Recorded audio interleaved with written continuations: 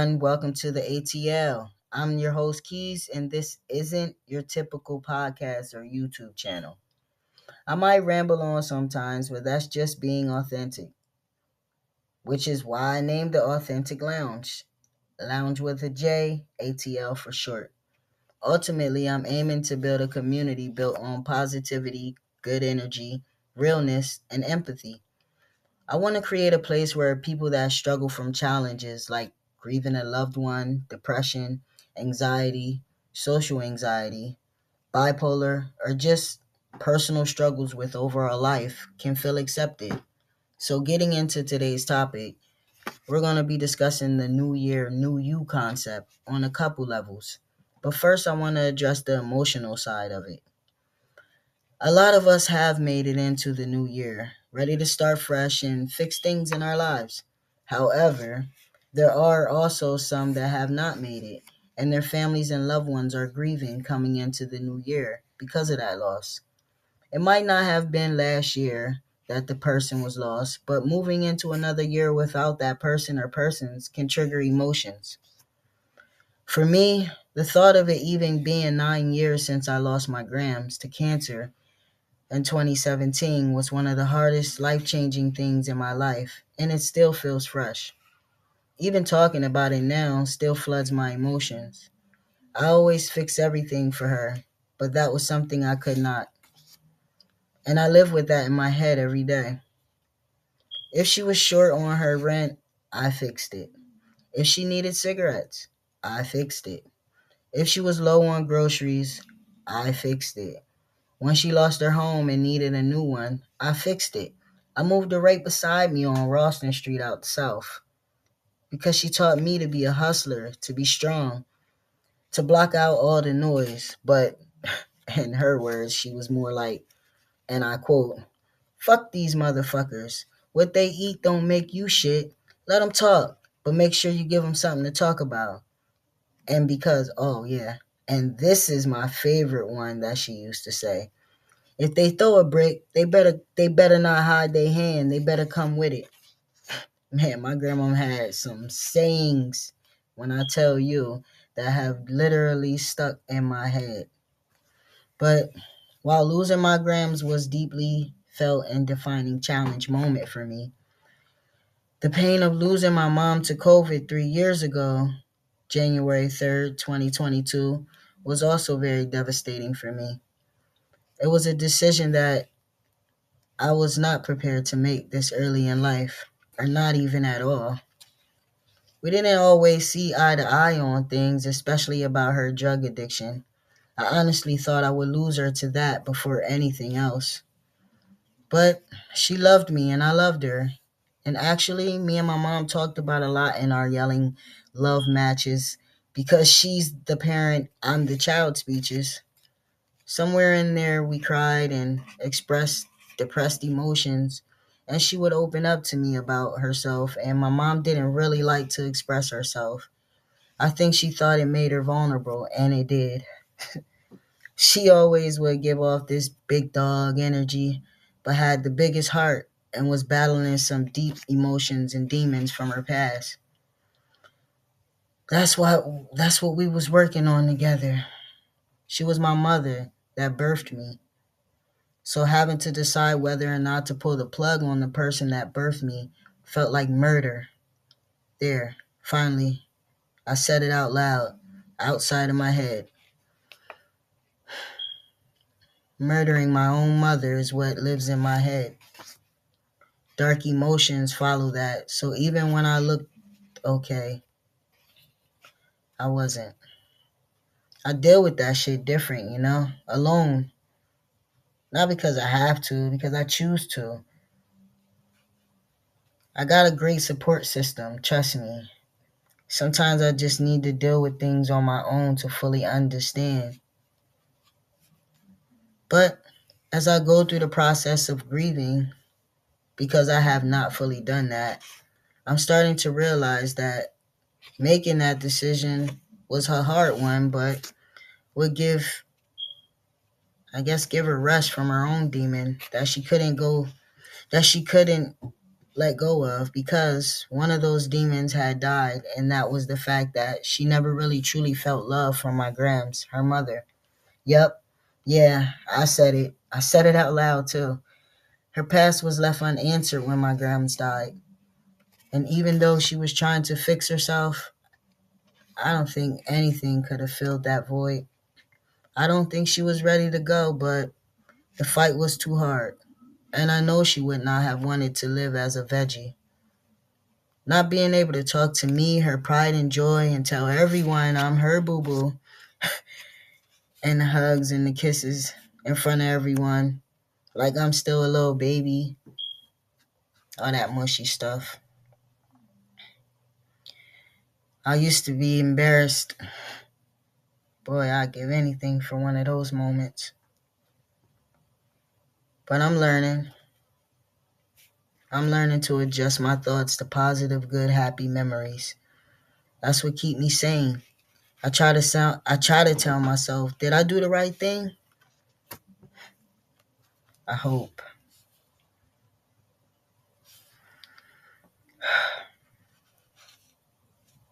So moving right along to a more not so emotional side of the new year, new you.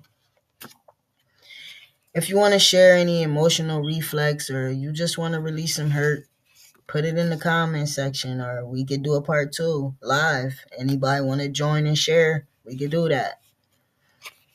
Now, shifting gears to a different aspect on the new year, new you concept.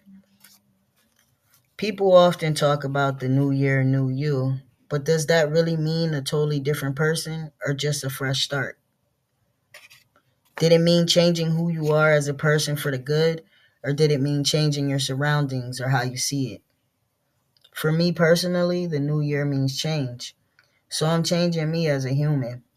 Humans can't always change the surroundings much, but they can change how they respond and how they react or think to certain situations. I'm finding out more and more now in my adulthood that discipline is a virtue and it's a powerful tool for change. What are some of the things that you plan to change in this new year? How are changing these things going to affect your overall growth? I'm personally planning on focusing on personal and spiritual growth, time management, and setting realistic resolutions. These are some of the disciplined approaches I'm finding truly helpful in shifting my perspective for this year. For me, it's about discipline, prioritizing getting outdoors and self care and self love, being disciplined enough to put me first this year. I spent so much of my life putting other people in front of me and my feelings and how I feel and what makes me feel good and my happiness overall, period. But one thing I did realize is I could change that. I don't have to leave that the same. So this year I'm pouring into me the discipline to put me first. I've realized that if I can control my mind and how I think, I can control my success. And I'm meant to be successful. I'm going to be successful. It's not just a new year thing, it's a new standard thing for me. But look, talking about discipline is easy. Living it, that's the hard part. That's where strategies like time management and setting realistic resolutions come into play. It's about finding the right approaches for your personal growth, making discipline a new standard for yourself, not just a passing New Year concept. Discipline is key in making that a standard. It's equally important to acknowledge the emotional landscape. This might mean practicing self care, setting realistic goals, and seeking support from friends and family, or even a professional. Now, I went to see a professional after my grams died because I was all the way fucked up and I really needed that. And it really helped sitting in front of somebody that was giving you their full attention for you to have the floor to pour your emotions out there. They wasn't judging me, not out loud anyway, maybe in their head, but she seemed pretty cool, my therapist. She allowed me to say what I needed to say, cry when I needed to cry. She helped me a lot. So I'm just saying, if you need professional help, don't bullshit around. Get it. Because sometimes you can't go to your family and friends and expect that same understanding as a professional or somebody that don't know you, basically, because professional could be anybody, but somebody that don't know you, that's just a listening ear. And my therapist, she was cool as shit. She helped me out with a lot of stuff. She helped me look at things from a different aspect. Like, definitely, she was definitely a good one. I hated it when she changed careers. But anyway, yeah, so if you need to see a professional, like, yeah, do that, because it will definitely help you get on track. I'm not saying throw medicine down your throat and try to suppress your feelings. I'm talking about really talking about them and dealing with it. I mean, that's why I made this, so that people can join in, because I get in my head sometimes. And I just be needing to talk to people to see if there's other people in the world that has went through the stuff that I've been through, because I can't just be out here going through stuff and nobody else in this world has ever been through that. I just be wanting to feel like, there's other people that understand what I'm going through. Like, I could get my emotions out here, because I'm used to keeping everything bottled up, and then when people get on my nerves, I just explode with it. And I don't want to be that person, because that's truly not me. And I'm truly on a journey to change and better myself and put my mind at ease about things.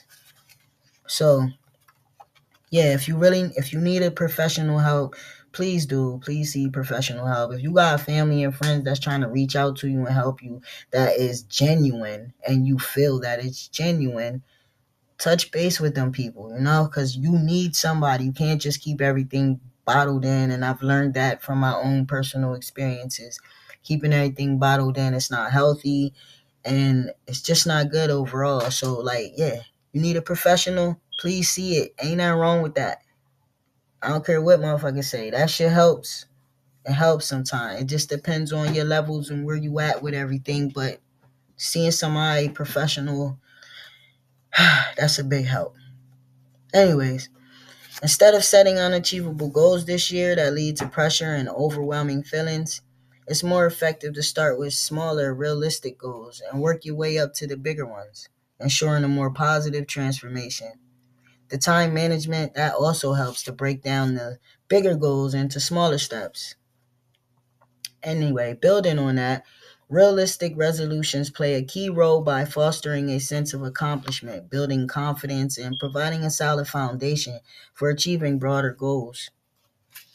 Ultimately, the new year is for change. It's a chance for personal growth and self-discovery by embracing discipline and managing your emotional landscape. Setting realistic goals, you can ensure a positive and impactful journey. Because trust me, like, when you start achieving some of those realistic goals, it makes you feel good as a person. It makes you feel better as a person. You feel me? It makes you feel better.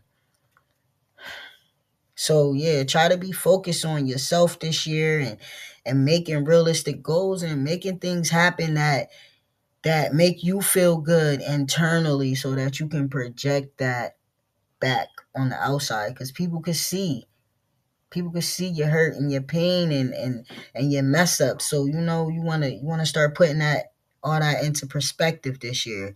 You want to start being a better person, showing up for yourself, showing up for the people that you say you love and care for, and just being there.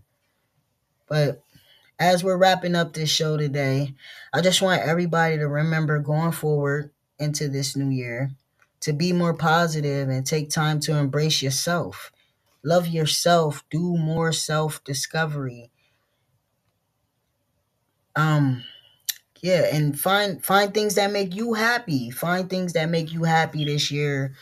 Get around people that are like-minded and just are positive. You know what I'm saying? Like, some of us, we get too wrapped up into the past and the negative things that have happened, that we think that we can't change that, but we can. Like, there's other people out here that have been through your experience. There's other people that would love to talk and get to know you and understand you from different aspects. So, like, meet people, find people that connect with you spiritually, mentally, emotionally. Find people like that. You know what I mean? You need people like that in your life so you don't feel alone. Because feeling, loneliness, and trust me, I've sat with myself for a while now.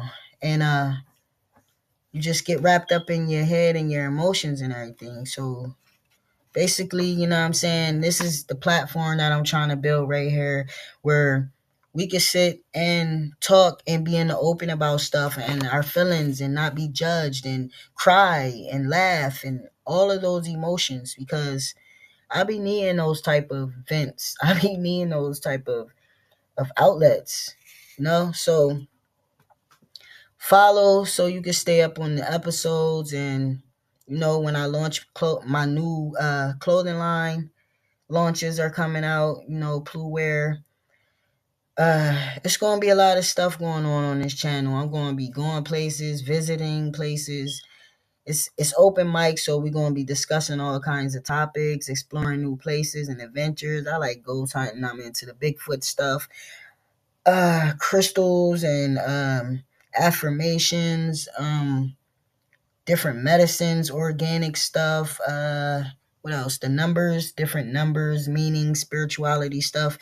We're gonna be doing a whole bunch of stuff on here. So let's build a community, a safe place to speak where we don't always have to look at gender or color. We could just have a place where we can vent or explore, or just be creative, give and get creative advice. Connect with people that are like-minded and open for change and personal growth. That's what this channel is about. And for me, it's kind of personal healing because I kind of just shut down when I lost my mom and my grams, and I wasn't given enough space to grieve. And it was just a whole lot of stuff that was going on. And I really needed that time, and I didn't have it.